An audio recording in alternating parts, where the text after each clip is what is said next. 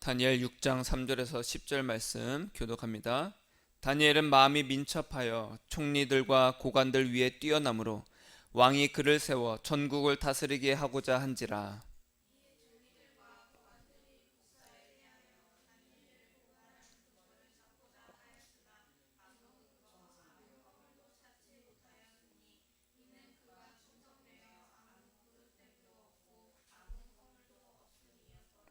그들이 이르되 이 다니엘은 그 하나님의 율법에서 근거를 찾지 못하면 그를 고발할 수 없으리라 하고,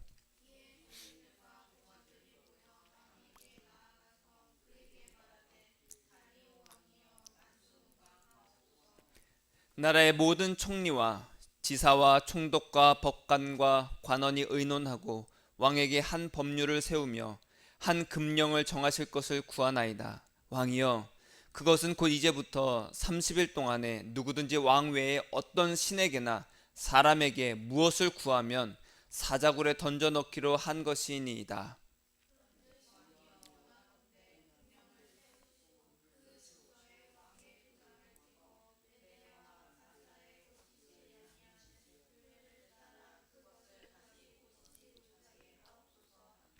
이에 다리오 왕이 조서에 왕의 도장을 찍어 금령을 내니라.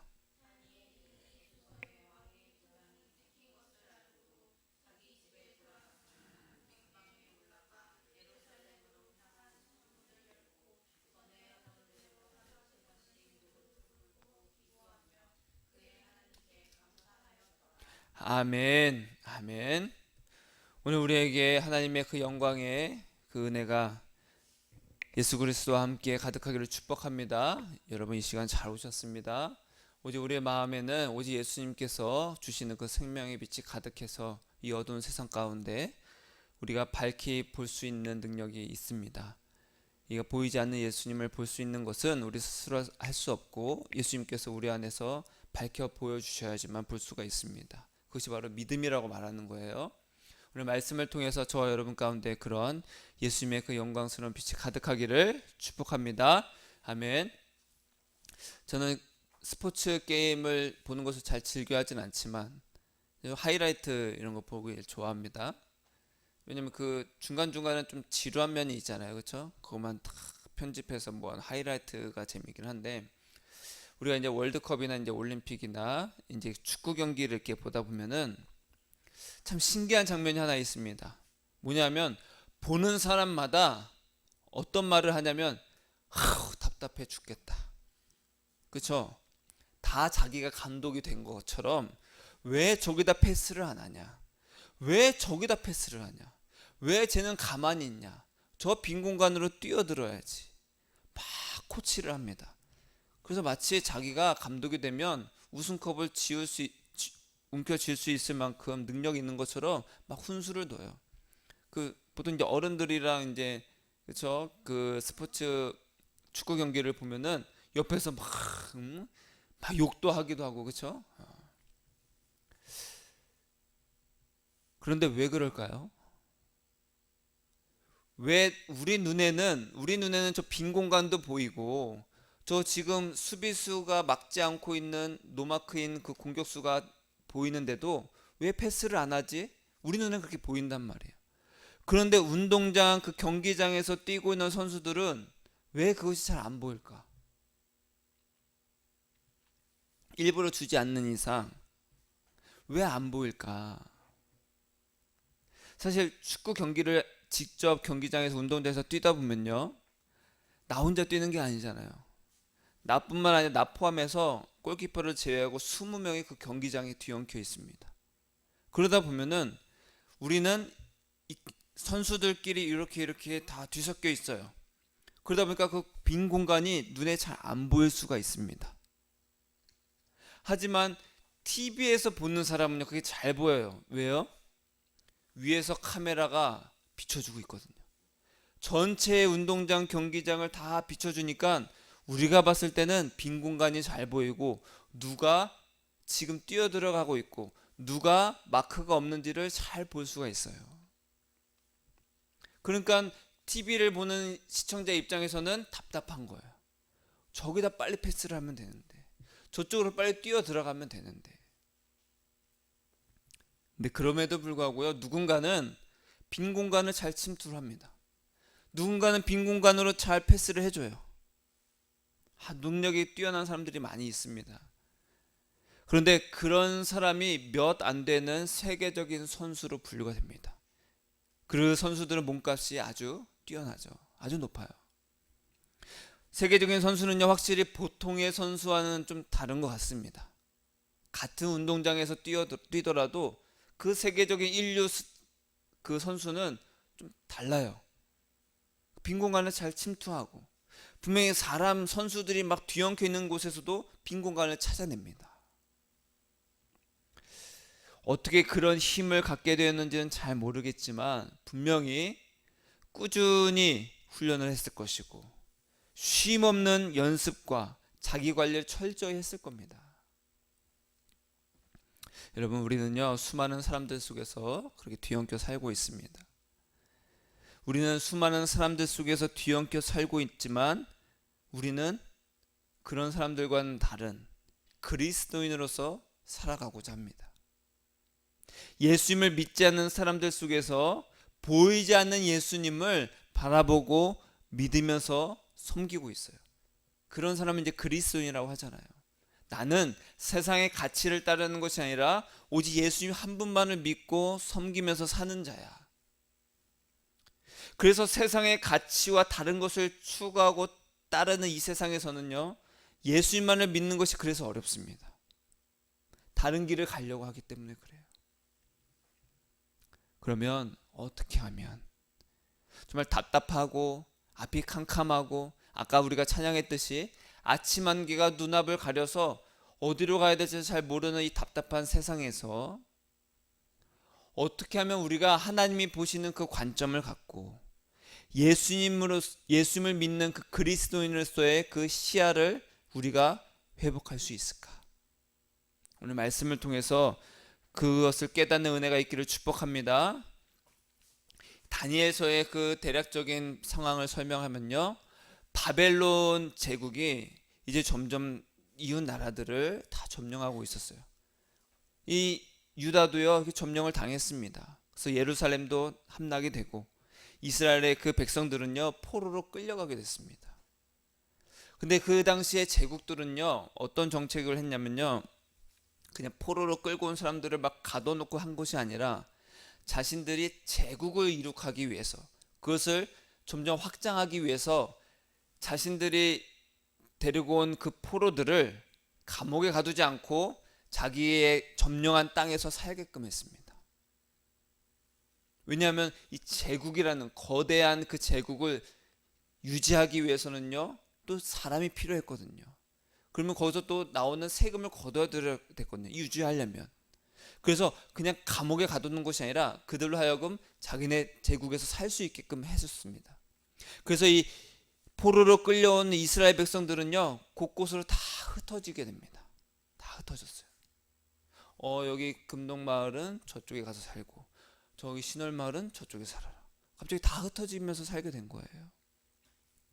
그 낯선 땅에서 어쨌든 구차한 삶을 살아야만 했겠죠. 이방의 나라에서 이방인으로 이제 살아가야 될 그들은요, 하나님께서 끝내 타락한 자신들을 이제는 영영 버리셨다, 그렇게 생각을 했어요. 아니면 하나님은 온 세상을 다스리는 절대적인 유일한 신이 아니라 이 세상에 수많은 신이 있는데 그 중에 하나가 우리를 다스리는 신일 뿐이다. 그 여러 신들 중에 하나가 바로 우리가 섬기는 여호와 하나님이시다. 그렇게 회의적이고 절망적인 상태에 빠져들었어요. 그렇지 않고서는 어떻게 하나님은 우리를 망하게 내버려 두셨을까? 그런 생각이 들 수 있잖아요.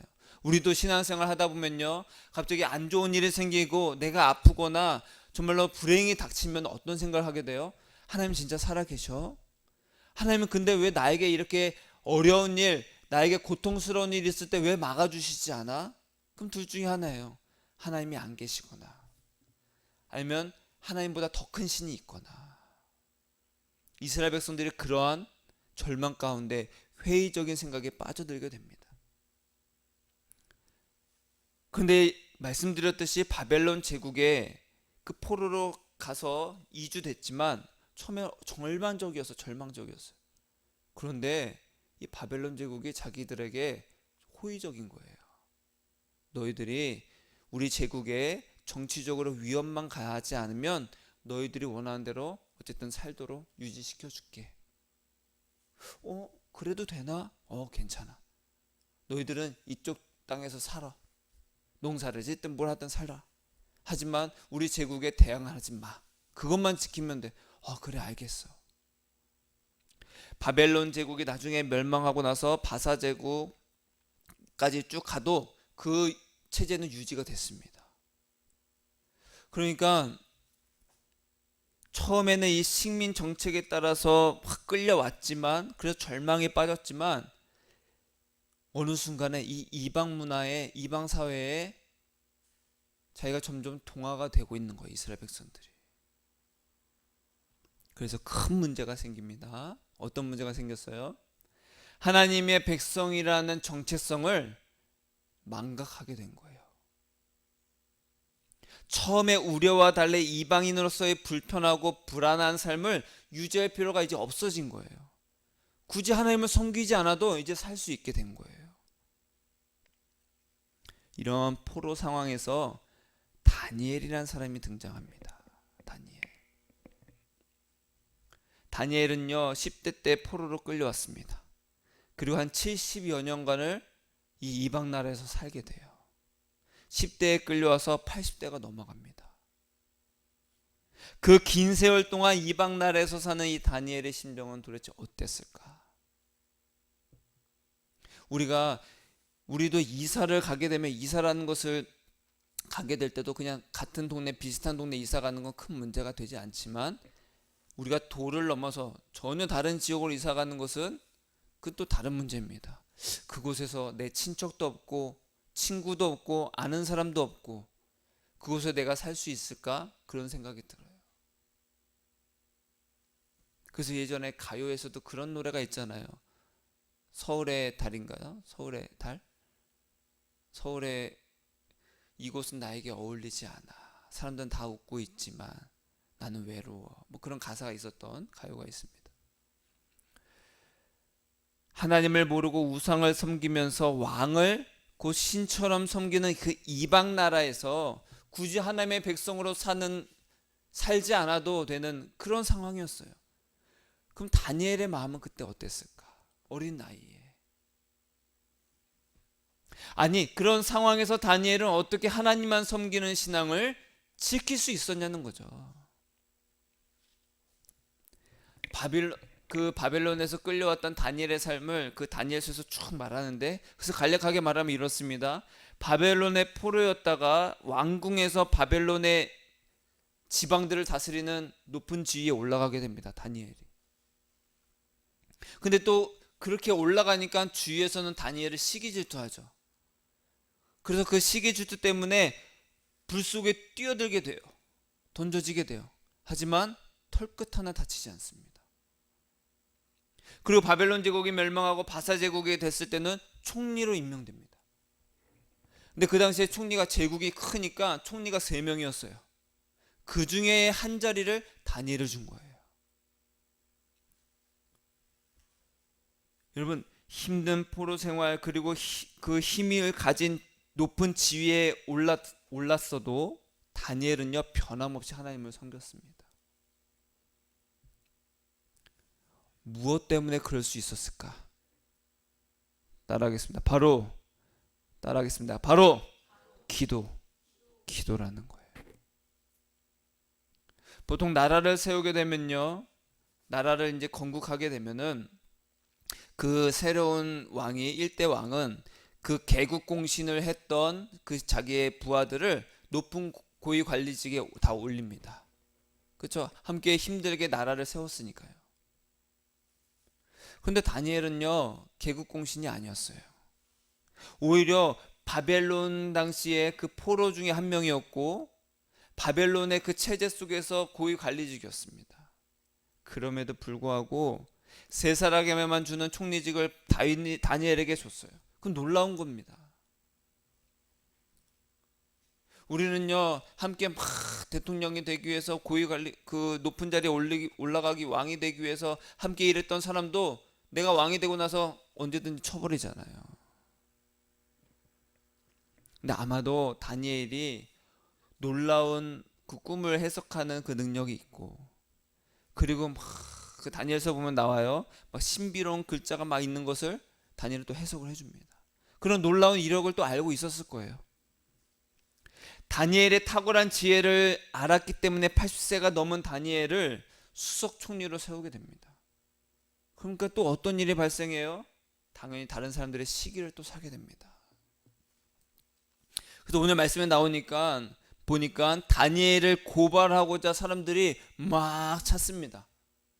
얘가 뇌물을 받았는지 안 받았는지, 어떤 비리가 있는지 없는지 막 찾아봐요. 막 털어봐요. 털어서 먼지 안 나는 사람이 있어요, 없어요? 다니엘은 먼지가 안 나더라는 거예요. 아무리 털어봐도 먼지가 안 나. 그래서 이들은 법을 만듭니다. 법을 만들어요. 어떤 법을 만들었어요? 왕 외에 사람이든지 신에게든지 누구든지 기도하면 사자굴에 집어넣는 법을 만들게 됩니다. 아주 악법이죠. 이들은요 다니엘이 매일 규칙적으로 하나님께 기도한다는 사실을 알고 있었습니다. 게다가 이런 법령이 통과가 되고 선포되어도 다니엘은 반드시 하나님께 기도할 것이라는 것을 확신했어요. 그러지 않고는 이런 법안을 통과시킬 수가 없겠죠. 근데 진짜 놀랍습니다. 저는 이 말씀을 봤을 때 놀라웠어요. 왜? 어떤 상황에서도 저 사람은 기도할 거야. 다니엘은 반드시 기도해라는 것을 그들이 알았다는 거예요. 다시 말하면 누군가가 여러분들에게 저 사람은 힘들어도 기도하는 사람이야. 안 힘들어도 기도하는 사람이야. 여러분 주위의 사람들이 그걸 알고 있다는 뜻입니다. 여러분 그런 말 듣고 삽니까? 저 송수남은 맨날 기도하는 사람이야. 쟤는 힘들어도 기도하고 무슨 일이 있어도 기도하는 사람이야. 그런 것을 주위 사람들이 아냐는 거예요.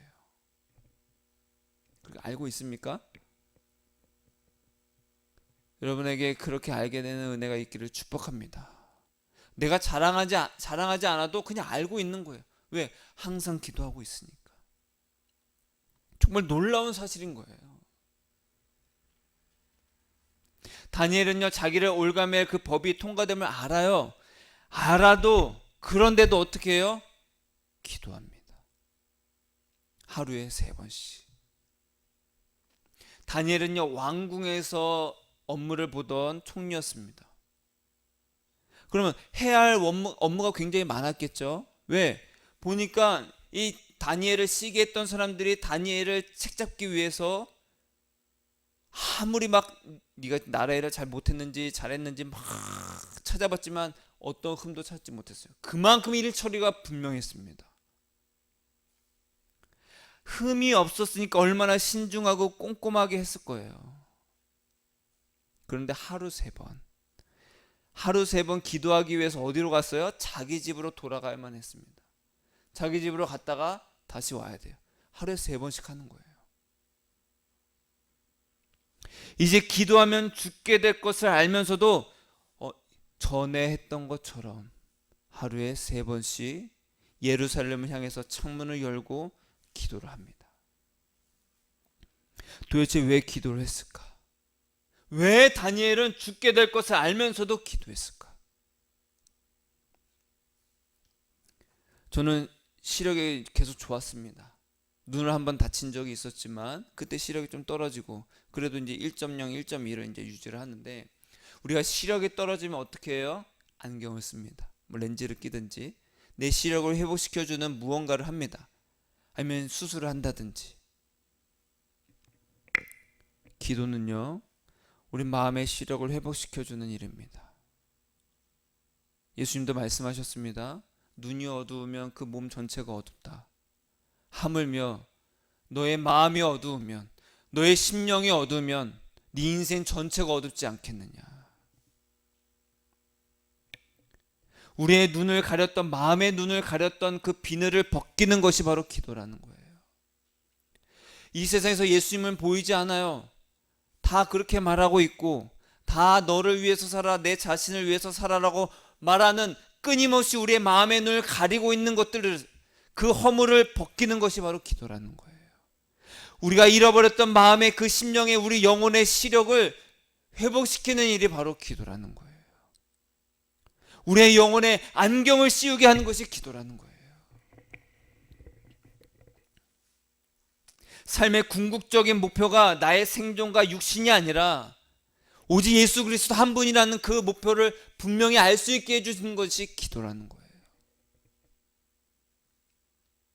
기도로 아무리 육신을 아름답게 꾸미고 아무리 우리가 멋있게 꾸밀지라도 영원한 세계와는 아무 상관없다는 것을 아는 것이 기도입니다. 다니엘이 기도한 이유가 바로 그겁니다. 포로로 끌려가도 다니엘은 기도했습니다. 평생을 제가 기도를 했어요. 높은 관리직에 올라갔어요. 총리가 됐어요. 그래도 기도했어요. 10절에 보니까 어떻게 나옵니까? 하루에 3번씩 무릎을 꿇고 기도하며 그의 하나님께 감사하였더라. 자기가 이렇게 사는 것, 모든 것은 하나님의 은혜임을 알았어요. 어떻게 알아요? 기도함으로 아는 거예요. 온갖 시련과 억울한 상황에서 자기의 생존을 위해 살지 않았습니다. 다니엘은 그 모든 상황의 그 너머에서 하나님을 바라보는 힘을 다니엘은 잃지 않았어요. 내가 힘들어? 그래도 나는 이 어려운 상황에서도 그 너머에는 하나님을 바라보고 있을 거야. 그 힘이 바로 기도였습니다. 우리는요, 이 기도를 통해서 우리의 마음에, 우리 영혼의 시력을 회복해야 됩니다. 따라하겠습니다. 내 영혼의 시력을 회복하자. 그걸 뭐라고요? 기도라는 거예요. 여러분, 눈이 안 보인다고 생각해 보세요. 계속 뿌였습니다. 그럼 살아갈 수 있겠어요? 얼마나 힘들겠어요? 하물며 우리의 마음에, 우리 영혼의 눈이 어두우면, 시력이 회복이 되지 않으면 인생 전체가 캄캄함 속에서 있는 거예요. 여러분, 하루를 살다 보면요, 우리가 하나님의 관점을 잃어버리기가 굉장히 쉽습니다. 우리 SNS나 유튜브, TV, 인터넷은요, 끊임없이 재산이나 돈이나 어떤 우리의 외모가 성공의 척도라고 끊임없이 우리에게 주입합니다. 네가 잘 돼야 돼. 너가 우선이야. 돈 많이 벌어야 돼. 성공해야 돼. 그러지 않으면 다 무시당해. 그것은요, 우리가 노력하지 않아도 계속 주입이 됩니다. 그 주입이 되는 것은 뭐예요? 우리 영혼을 계속 가리우는 겁니다. 나의 육신의 안위를 1순위로 두게 하는 것들이 우리의 영의 눈을 끊임없이 가리는 거예요. 그래서 기도를 통해서 우리의 어두운 심령이 예수님의 빛으로 밝아져야 되는 거예요. 하나님은 우리에게 이렇게 말씀하십니다. 따라하겠습니다. 너희는 가만히 있어. 내가 하나님 됨을 알지어다. 여기서 2가지 명령을 하신 거예요. 너희는 가만히 있어라. 그 내가 하나님 됨을 알아라. 2가지 명령하셨습니다. 하나가 가만히 있으라는 거예요. 가만히 있어라. 여러분, 가만히 있는 게 얼마나 힘들어요? 힘들어요? 안 힘들어요? 너 가만히 있어. 뭔가 해야 돼. 가만히 있어. 얼마나 힘들어. 예전에는요, 편지를 씁니다. 막 편지 쓰면은 우편함에 넣어서 우체부가 배달해서 한 3, 4일 뒤에 그 사람한테 가면은 그 사람이 또 받고, 답장을 또 고민하고 쓰다 보면은 또 며칠 뒤에 다시 받고, 불편하지 않았습니다. 핸드폰이 없던 시절에도 전화를 하면은, 그쵸? 전화로만, 집전화로만 우리가 연락할 수 있으니까 몇 월 며칠 어디에서 봐. 그리고 그날 나는 기다리는데 시간이 돼도 안 와. 그럼 어떻게 됩니까? 그래도 기다리는 거예요. 차가 밀리나 보다. 무슨 일이 생겼나 보다. 그래도 기다리는 거예요. 저도 그렇게 있었습니다. 왜 안 오지? 30분이 지나도 안 와. 그래도 기다리는 거야. 연락할 방법이 없어요. 그런데 불편하지 않았습니다. 근데 지금은요, 깨똑. 왜 답장 안 하지? 바로바로. 그쵸? 왜 안 읽지? 그쵸? 왜 읽고도 왜 답장을 안 하지? 날 무시하나? 내가 뭐 잘못했나? 불안감에 휩싸입니다. 그래요, 안 그래요? 그렇죠? 지금은 초 단위로 전 세계에 있는 사건 사고를 우리가 다 접할 수가 있어요. 그거에 대한 나의 생각을 계속 어필하려고 합니다. 그것이 정의로운 것처럼 가만히 있을 수가 없는 거예요. 어떻게 너는 가만히 있어? 유행을 모르면 견디기 힘듭니다. 나만 뒤처진 것 같고 나만 왕따가 된 것 같고. 이렇게 분주하고 빠르게 살다 보면요, 하늘나라에 대한 인식, 예수님에 대한 우리의 시야, 그 모든 것들이 다 지워지는 거예요. 억지로라도 시간을 뚝 잘라서 하나님께 삶을 드리고 기도하지 않으면 절대 그 마음을, 그 시야를 가질 수가 없게 되는 겁니다. 기도는요, 나 자신을 가만히 하나님께 두는 작업입니다.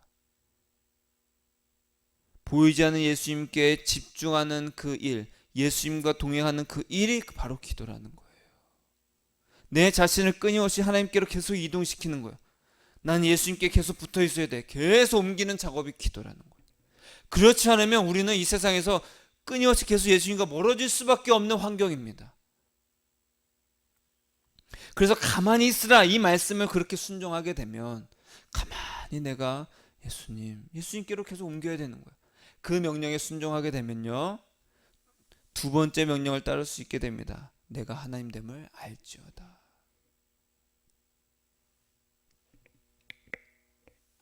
너희는 가만히 있어 내가 하나님됨을 알지어다 했다. 이 가만이라는 단어는요, 버케이트라는 라틴어에서 나왔습니다. 버케이트, 뭔가 영어 단어가 연상되죠? 뭐가 나와요? 바리케이트요? 아니죠. 버케이션. 버케이션이 뭐예요? 방학, 휴가, 이런 뜻입니다. 이 버케이트라는 라틴어는요, 비우다는 뜻입니다. 비우다. 이 단어에서 나온 게 바로 영어 버케이션, 휴가입니다. 휴가. 하나님은요, 너희는 가만히 있어, 이 말은요 뭐냐면은, 따라하겠습니다. 나랑 휴가 가자, 이 뜻입니다. 나랑 휴가 가자. 우리가 잠시 내가 하나님 노릇하고 있는 것을 멈추고 하나님과 같이 쉬자. 나랑 같이 쉬자. 너가 하나님 노릇하고 있는 거 그것 좀 그만해. 나랑 같이 쉬자, 이 뜻입니다. 우리는요, 기도를 엄숙하게 하는 어떤 허드렛 일로 여깁니다. 무슨 말입니까? 우리의 하루의 일정 가운데서 이게 바쁜데 언제 기도하지? 이때 시간 나니까 이때 좀 기도할까? 그런 허드렛 일로 여긴다는 거예요. 하나님은요, 우리와 함께 쉬자고 끊임없이 부르시는 거예요. 나랑 같이 농땡이 좀 치자. 너 그것 좀 하지마. 하지마, 일로 와. 이거 안 하면 죽을 것 같은데. 안 죽어, 일로 와. 따라하겠습니다. 안 죽어. 안 죽어. 하나님의 자리를 차지하고 앉아서 내 힘으로 중요한 일을 내가 처리하려고 하지 말고 하나님으로 하여금 하나님이 되시도록 모든 일을 맡겨버리는 것, 그것이 바로 기도라는 거예요.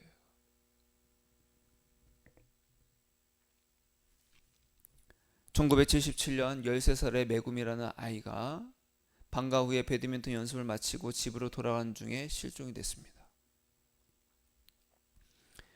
막 찾아봐도, 아무리 찾아봐도 찾을 수가 없는 거예요. 16년이 흘러서 메구미 이제 부모는요, 자기의 딸이 죽었다라는 것을 받아들입니다. 죽었다. 그런데 어느 날 북한을 탈출해서 망명한 사람이 있는데 그 사람에게서 충격적인 정보를 듣게 됩니다. 어떤 정보냐? 배드민턴을 잘 치는 메구미라는 이름의 일본 사람이 북한에서 공작원을 훈련하는 기관에서 일하고 있다, 이렇게 듣게 되는 거예요. 하지만 북한은요, 이것이 사실인지를 막 국제사회에서 이제 요청을 하니까 아니다, 다 거짓이야. 그런 일 없다 라고 부인합니다. 하지만 계속 압박을 가하자 이렇게 말합니다. 우리는 일본이 13명을 납치했다. 그리고 메구미라는 여자는 1993년에 목을 말 자살했다라고 발표를 합니다.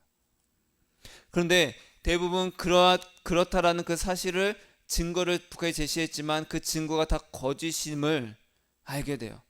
그래서 이 부모는 어떻게 됩니까? 아, 그럼 메구미는 자살한 게 아닐 수도 있겠구나. 메구미가 납치된 지 27년이 지난 2004년에 북한은요, 메구미 가족에게 3장의 사진을 보냅니다. 첫 번째는 납치 직후에 찍은 듯한 교복을 입고 있는 메구미의 모습이었어요. 그리고 나머지 2장은 겨울 코트를 입고 있는 30대의 여성이 서 있는 모습이었습니다. 여러분, 메구미는 북한에서 어떻게 살았을까? 그 10대에 납치가 돼서 북한으로 끌려간 메구미인데 어떻게 살았을까? 스스로 북한을 찾아가서 이민자로서 산 것이 아니라 억지로 끌려온 그 사실을 메구미는 잊지 않고 살았을까? 일본에서 엄마 아빠가 살던 그 기억을 잊지 않고 살고 있었을까? 얼마나 자주 그 고향을 바라보면서 살았을까? 다니엘이 그러지 않았을까요? 10대 때 끌려와서 자기의 나라는 멸망했지만 그럼에도 자기는 하나님의 백성이고 하나님의 자녀라는 그 정체성을 잃지 않으려고 얼마나 자주 예루살렘을 향해서 나는 하나님의 백성이야. 나는 하나님만 섬기는 자야. 평화롭게 친구들과 막 어울려서 놀던 10대의 다니엘이 벼랑간 포로로 끌려와서 이방 나라에서 이방인으로 살아야 했을 때 하나님에 대한 이해와 신앙심이 전혀 찾아볼 수 없는 그런 곳에서 하나님을 섬겨야지만 살 수 있는 자신의 그 정체성을 잊지 않기 위해서 다니엘은 얼마나 노력을 했을까? 그렇게 해서 오죽했으면 하루에 3번씩 다니엘은 기도를 해야만 했다라는 거죠. 어렸을 때도, 그리고 자기가 고위 관리직이 됐을 때도, 그리고 불 속에 들어가서도, 그리고 총리가 돼서도 그는 전에 했던 것처럼 늘 예루살렘을 향해서 하나님에 대한 그 정체성을 잊지 않으려고, 나는 하나님만 섬기는 사람이다, 그 정체성을 잊지 않으려고 기도를 했다라는 거예요. 기도하면 죽어? 상관없어. 나는 하나님의 자녀야. 예수님 안에서 그 휴가를 즐기면서 오직 하나님만이 하나님이 되시도록 기도를 했다라는 거예요. 여러분, 이방인은요, 현지 문화에서 살아남으려면 그 현지 문화에 휩쓸리기가 쉽습니다. 그렇죠. 자기가 살아남아야 되니까. 그런데 다니엘은 창문을 열고 예루살렘을 향해서 기도를 했습니다. 폭압적인 군주의 그 명령을 정면으로 거부하는 것은 어리석은 거예요. 그럼에도 불구하고 다니엘에게, 그리고 지금 우리가 살고 있는, 이 땅에 살고 있는 우리 그리스도인들에게, 기도는요, 정체성을 잃지 않도록 지켜주고 우리를 막아주는 장치라는 거죠. 우리는 하나님의 그 창조 목적에서 멀어진 타락한 별에 살고 있는 이방인입니다. 우리는 다 이방인이에요. 이 땅에서 사는데 이 땅에서는 우리는 이방인입니다. 왜? 이 땅의 가치를 따르지 않으려고 하는 거니까. 예수님을 사랑하고 예수님만 의지하는 어리석고 바보같이 보이는 이 세상에서 이방인의 정체성을 지키는 것, 잃지 않는 힘은 기도에 있습니다. 여러분, 저와 여러분이 그렇게 기도하기를 축복합니다. 왜 기도해야 되는가? 내가 요구하고 내가 원하는 것을 얻기 위해서 기도하는 것이 아니라 이방의 나라에서 예수님만을 사랑하는 그 이방인으로서 그 정체성을 잃지 않기 위해서 기도해야 되는 거예요. 너희는 가만히 있어 주가 하나님 됨을 알지어다. 그래서 예수님도 기도하셨습니다. 하나님의 뜻을 온전히 행하기 위해서 기도하셨어요. 늘 한적한 곳에 가서 기도하셨고, 십자가 달려 죽기 전에도 제자들에게 너희 잠들지 말고 졸지 말고 기도하고 있어 하고 예수님도 떨어져서 기도했습니다. 왜? 그렇지 않고서는 하나님의 뜻을 행할 수가 없으니까. 자신의 정체성을, 자신의 어떻게 왜 이 땅에 왔는지를 잃지 않기 위해서 기도하신 거예요. 사람들의 비난과 배신, 종교인들의 핍박과 죄악, 어리석은 제자들의 그 모습을 보면서도 자신의 정체성을 잃지 않기 위해서.